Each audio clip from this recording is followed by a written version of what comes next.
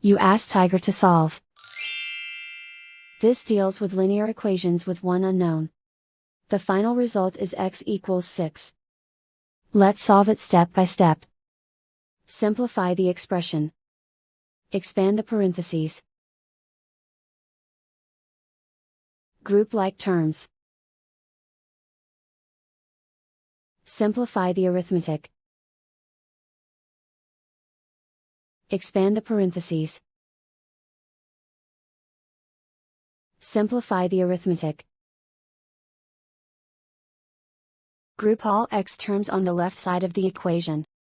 Subtract 2x from both sides.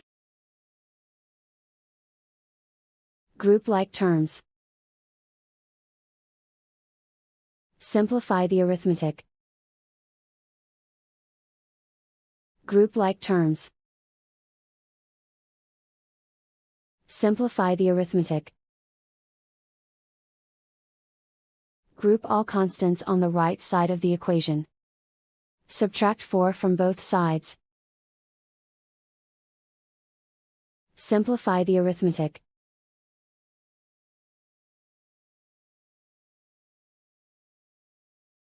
And so the final result is x equals 6.